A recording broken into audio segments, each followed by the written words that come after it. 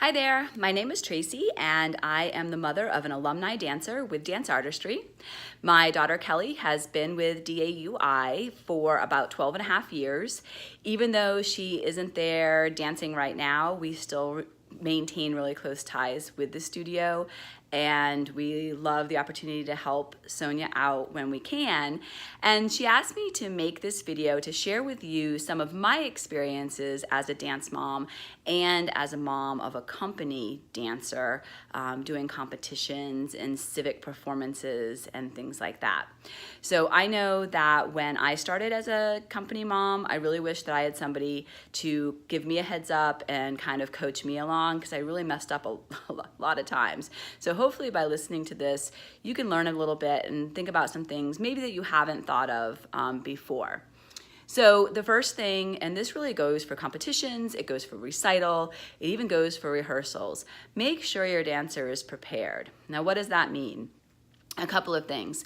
No matter how young your child is, make sure that you share with them what the competition is, where it's going to be, how long the drive might be, how many dance numbers that they are in. Make them a part of the process by keeping them as informed as possible. Then when they get older, they'll have more buy-in into the process and be more actively engaged. Preparing your dancer also means making sure that they have enough sleep, proper nutrition, and good hydration. So the night before a competition is probably not the best night for a sleepover or a late night movie marathon. Also, make sure that they eat well. Avoid things that could potentially upset their stomach, like fried foods, spicy foods. Avoid overeating. Make sure that they have a good mix of carbohydrates, protein, and fats so that they maintain their energy level. A lot of sugary stuff, like sugary cereals or candy, spikes their energy level, but then they end up dropping even lower than they were before, and it's really hard to get a good performance out of a child who does not have good nutrition. Same thing for hydration. What's the best hydration? Water. These are not endurance athletes. They don't need Gatorades and Powerades and all those sugary types of things.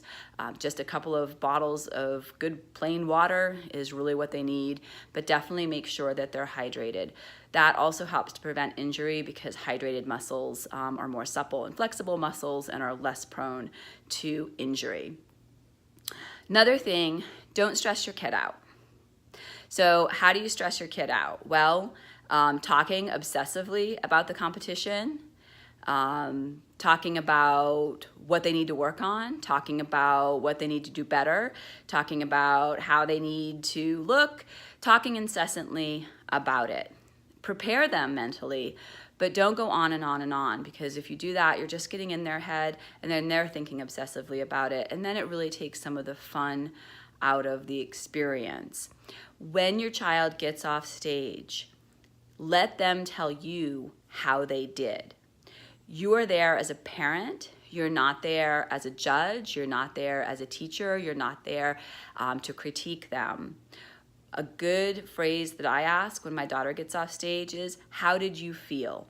Because he or she's going to tell you how they felt they did. They're going to tell you if they felt like they messed up, if they felt like they did great. And that's going to give you something to gauge your response off from. Also, preparation. And the big part of preparation is packing up your stuff to go. I always found that the big plastic totes worked really well because there's a big opening and I can see what's inside. Now, what's inside is everything is segregated into its own little Ziploc bag.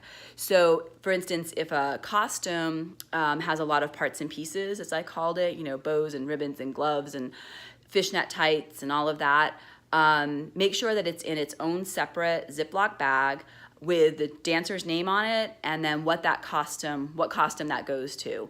Then when the dancer takes those things off, it goes right back into that Ziploc bag. There's a lot of small parts and pieces that go along with costumes, like, you know, little barrettes and things like that, and it's much easier to keep track of those if they're in one bag. Make sure that everything in that bag is labeled, or in the box is labeled. Make sure that shoes are labeled. Make sure that tights are labeled.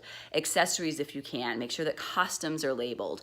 Sometimes you're going to be in a dressing room with 3 or 4 other dance companies, and it's going to be crazy, and it's going to be really easy to lose parts and pieces if you don't have them labeled.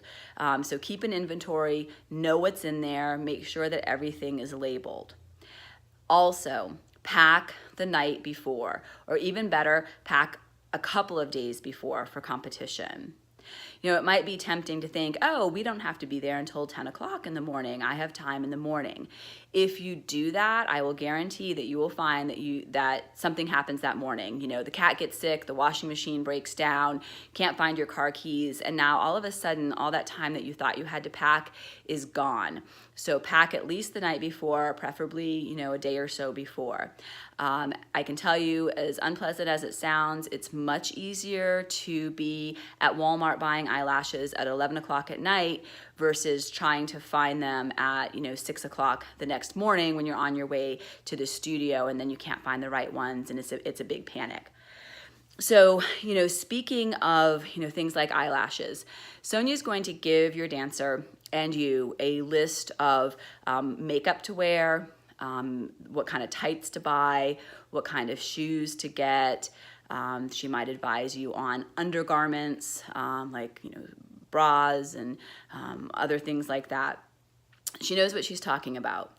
If you choose to go rogue, she tells you to buy, ballet pink tights, and you choose to go with a different color, your child is going to look ridiculous on stage because your child is going to be the one in the off-color tights. And you might think, oh, well, pink is pink is pink. Underneath stage lights, pink is not pink, is not pink, it's not pink. You really need to maintain that uniformity. It's not fair to your child, it's not fair to the others if there's not uniformity. If Miss Sonia says part hair on the left-hand side, part hair on the left-hand side. Why does it matter? Because those are the details that judges look for. And sometimes competitions can be really close, and they have to be that nitpicky to decide who's going to come out on top. Always have extra. Yeah, I know, believe me, tights are expensive. If I could tell you how many pairs of tights I bought in the last 12 and a half years, I probably, could drive a better car or live in a better house. Have extras, because if you don't, that's the time makeup is going to get dropped on it. They're going to get a hole in it. Something is going to happen that you don't have the right tights. Make sure that you have extras. It's really, really important, because I will guarantee that something will happen if you don't have extra pairs. Take it from me. The other thing is timelines. Miss Sonia's going to give you a timeline, okay? She's going to tell you where to be at what time. It's really important to follow those instructions. Sonia has a great knack for this. She's an expert. She's been doing it a long time. And she has things carefully timed to make sure that, dancers can arrive at the meeting point, that they can caravan to wherever the competition is, that they have time to get there, get into the dressing room, get set up, get changed, get warmed up, and be ready for their first performance. If you are somebody who is habitually late, don't be. Maybe your family is used to your lateness. Maybe people think it's cute or funny. In this situation, it's not. If you're that person who's coming into the parking lot 10 minutes late, skidding on 2 wheels, that's just not okay in this situation, because you are letting other people down. I mean, other people were there, they were on time, and now they're waiting on you. And sometimes you might think, well, I can get myself to Elizabeth City or to Hampton or to Portsmouth or to wherever the competition is. Yeah, we know you're absolutely capable of doing it, but Sonia needs to have eyes on everybody to make sure that everybody is where they're supposed to be. Don't wait for the last minute. I already addressed that a little bit with the packing. Don't think that you can do everything, in the morning, because that's when you will find things that are missing. And that really goes, kind of for everything. Going back to the timing, and this goes for competitions when it comes time to get ready for recital, even class time. So think about it like this: dance, is a solo sport, but it's also a team sport because your dancer is in group routines. So if you think about like a baseball team, they cannot play a game with only 8 people on the field, right? They have to have their 9th person out there because everyone plays a role. If your child, your dancer is, chronically late, chronically absent from class, they're letting down the rest of the dancers. They're also going to be letting themselves down because they're not going to perform to the best of their ability if they aren't at class where they need to be when they need to be there. Staying for the entire competition. So one time my daughter was the first competition on stage. She had a ballet solo at 7:15 in the morning. And then she didn't dance again until like 2:30 that afternoon. And so you might think, I don't want to stay there the whole time. I want to go home. I want to go get something to eat. It's really important that your dancer does stay for the competition for a couple of different reasons. First of all, if people wander off, they tend to sometimes not come back, or they tend to be late, and then that just creates havoc. We want to keep everybody together. Also, dancers need to watch other competitions because that's how they learn. They can watch other dancers and look at their style, look at what their strengths are, look at what their weaknesses are, compare themselves to those other dancers so that they can, get better. Dance is an art form, and a lot of that is just watching other people and watching what they do. Also, they need to watch their fellow performers. If there's another dancer from dance artistry on stage, their fellow, dancers need to be watching them and cheering them on and encouraging them, not playing on their phones or out wandering around in the lobby or, off, getting McDonald's or something like that. So it is really important that dancers stay for the entire competition. Okay, so most people have seen the show Dance Moms. I think that show set the dance community back about 20 years.